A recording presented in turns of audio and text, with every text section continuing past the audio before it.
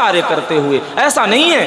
अरे जितना सुंदर गृहस्थ में भगवान की प्राप्ति हो सकती है, विरक्तों को भी नहीं हो सकती है। और हम विरक्तों की अवहेलना नहीं कर रहे हैं, बड़े ही पूजनीय वंदनीय होते हैं, वो भी दिन रात प्रभु में लगे हुए हैं, पर गृहस्थों से बड़ी जल्दी रीझते हैं भगवान। उसका कारण ये है, अरे ये देखो नाना प्रकार के झमेला में पड़ा हुआ है, फिर भी हमारा चिंतन करता है, हमारा नाम स्मरण करता है, हमारे लिए जी रहा है, उसको बहुत जल्दी प्राप्त होती है। उदाहरण है, कोई अपनी बनाई बनावटी बात नहीं कह रहा हूं, व्यासपीठ से बैठ के बोल रहा हूं।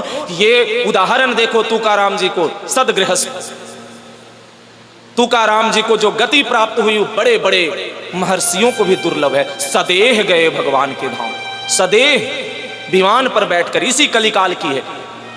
नरसिंह मेहता जी का सदगृहस्थ बेटे की शादी में उनके भगवान स्वयं श्री कृष्ण द्वारिकाधीश आकर नाच रहे हैं। ऐसा भात नहीं भराया जो नरसिंह मेहता जी के यहां। देखो एकनाथ जी, पुंडरीक जी, भगवान विठल को प्रकट कर दिया, माता पिता को गोद में लेकर के रात भर भगवान उसी ईंट पर खड़े रह गए। क्या ये गृहस्थ ही तो हैं सब? अभी की कुछ वर्षों की बात है, पूज्य भाई जी महाराज हनुमान प्रसाद पोदार जी, राधा वाटिका, गीता वाटिका, हमें राधा वाटिका याद आती है। पूज्य बड़े गुरुदेव भगवान हमारे, अब उन्होंने जब स्मरण करा दिया तो बड़े ही रस से शराबोर नित्य विहार रस में स्थापित सहचरी गीता वाटिका में हनुमान प्रसाद पोद्दार जी ने नित्य वृंदावन को प्रकट कर दिया गृहस्थ जीवन में। तो गृहस्थ में ऐसे सैकड़ों उदाहरण हैं कि गृहस्थ में बड़े ही सहज से भगवत प्राप्ति होती है, पर उसके लिए सब कार्य करते हुए उसमें मोह नहीं, चित्त उसमें नहीं, चित्त श्री कृष्ण में हो, चित्त प्रियाजू के चरणारविंद में हो।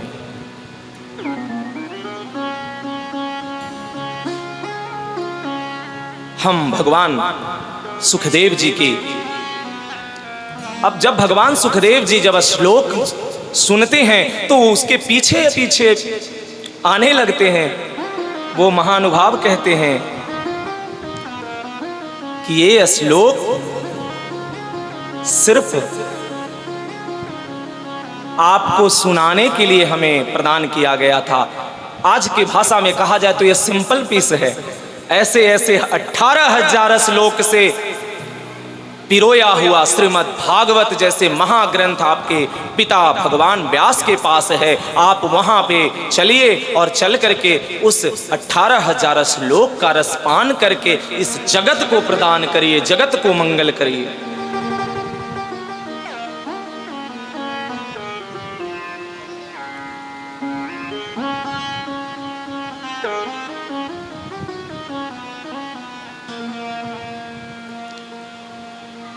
भगवान सुखदेव आते हैं, पिताजी के चरणों में दंडवत करके खेद भी प्रकट करते हैं और बड़े आनंदित होते हैं कि हमारे गुरु और हमारे पिता भगवान व्यास के पास ऐसी अनमोल निधि है जो अब हमें भी इसे रसपान करने का सौभाग्य प्राप्त होगा।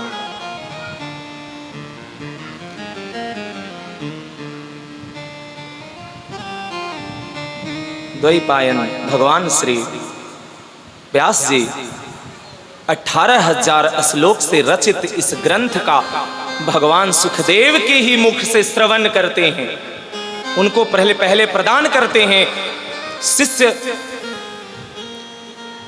मान करके, और उसके बाद उसी को उनके मुख से श्रवण करते हैं। भगवान सुखदेव इसी परंपरा को आगे बढ़ाते हुए महाराज परीक्षित को प्रदान करते हैं। हम आगे इसका बड़े ही सुंदर वृत्तांत में इसका विस्तृत वर्णन करेंगे। अभी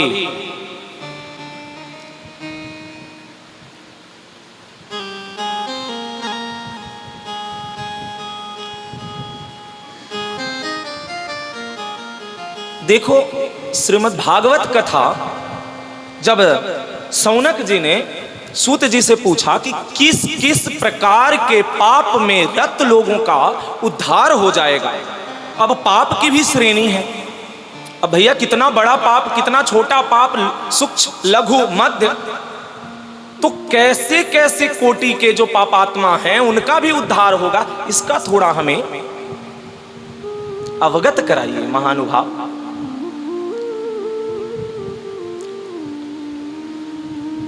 भगवान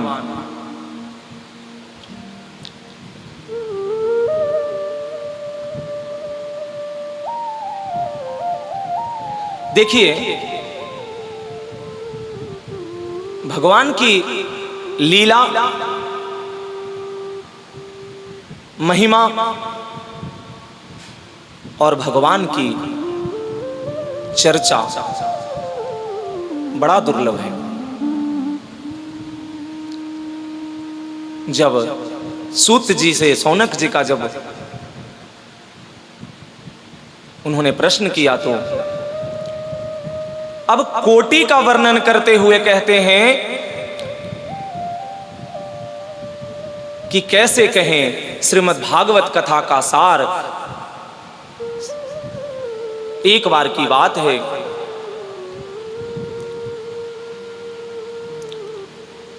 सनकादिक महर्षियों ने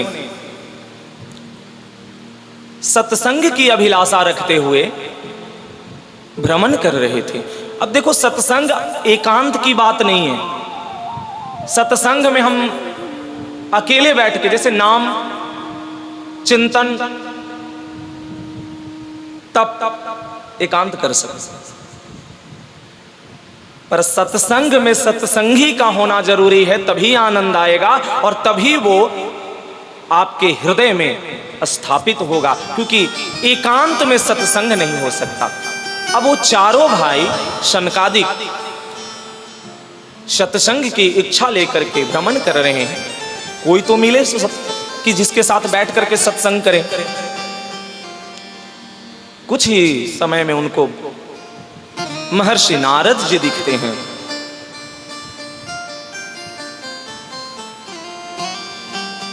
नारद जी को आते ही बड़े हर्षित और उल्लासित होकर के चारों भाई कहते हैं, देवर्षि नारद आ गए हैं, अब हम सत्संग बहुत अच्छे से बैठ करके करेंगे।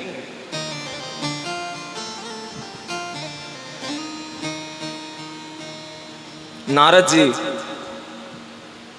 जैसे जैसे नजदीक आते हैं, सनकादिकों के थोड़े प्रसन्नता कम होती जाती है। क्यों? क्योंकि नारद जी के मुखमंडल पर चिंता की भाव है। अब वो चिंता की भाव क्या है महाराज जी? चिंता की भाव क्या है? अब देखिए, बड़ा ही नारद जी जैसे महर्षि भी चिंतित हैं। हम तो इंसान, अब हमारे मुखमंडल पर चिंता तो रहेगी ही, दुनिया भर की नाना प्रकार की जो झमेला ले रखा है। तो क्या कह रहे हैं कि देखो, प्रश्न नारद जी से सहज भाव से करते हैं, क्योंकि मुख पर तो चिंता की पहले से ही दिख रही है। हमें तो ऐसे लग रहा था कि हम सत्संग करेंगे। अब नजदीक जाकर के कहते हैं, नारद जी, हम तो सत्संग के अभिलाषा से भ्रमण कर रहे थे, आपको देखे तो बड़ी प्रसन्नता हुई, पर हमें प्रतीत हो रहा है कि आप कहीं न कहीं किसी बात को लेकर के चिंतित हैं। तब कह रहे हैं नारद जी, हाँ देखिए शनकादिक महर्षियों, हम वाकई में बहुत चिंतित हैं। क्यों? आपसे क्यों? कौन सी ऐसी बात आपके समक्ष प्रकट हुआ जिससे आप चिंतित हो गए? तो हाँ, चिंतित इसलिए हैं कि कली काल की जो दुर्दशा देखा, लोगों की, प्राणियों की जो दशा देख के आ रहा हूं, उससे बहुत ही ज्यादा चिंतित हैं। कैसी दशा? तो दशा है कि किसी भी प्राणी में संतोष मात्र की चीज नहीं रह गई, किसी भी प्राणी में दया नाम की चीज नहीं, किसी भी प्राणी में परोपकार की भावना नहीं रह गई। अच्छा, इसकी विस्तृत वर्णन करिए महर्षि। हाँ, पांचों एक जगह एक स्थान को देख करके बैठ जाते हैं और चर्चा शुरू होती है। तो क्या क्या आपने देखा? उन्होंने बोला, प्राणियों को तो देखा सो देखा, अरे स्वयं भक्ति महारानी की जो दशा देखी है, ज्ञान वैराग दो उनके पुत्रों की जो दशा देखी, वो बड़ा ही चिंतित कर रहा है हमें। कैसे इस कलिकाल में लोगों का उद्धार होगा, ये जान करके ही हम चिंतित हो रहे हैं, दुखी हो रहे हैं। अच्छा, तो भक्ति महारानी को आपने क्यों दुर्दशा होते हुए देखा? क्या कारण ऐसी हुई जो ज्ञान वैराग्य की? तो देखिए, भक्ति महारानी की ऐसी दशा इसलिए है कि भक्ति महारानी ने इस कलिकाल की प्रभाव में आकर के उनकी भी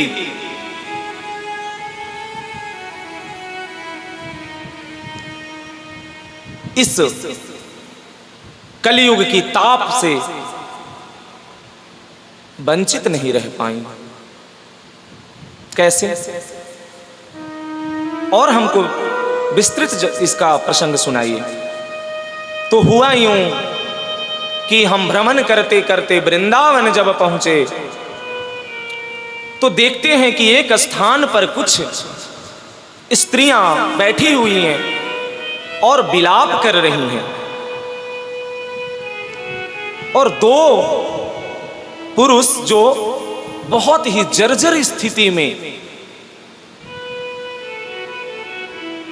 वहां पड़े हुए हैं। अच्छा,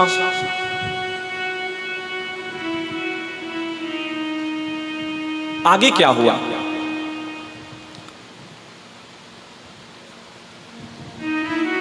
जब हम नजदीक जाकर के देखने लगे कि आखिर ये स्त्रियों के बीच में जो दो पुरुष इस अवस्था में पड़े हैं, आखिर क्या बात है?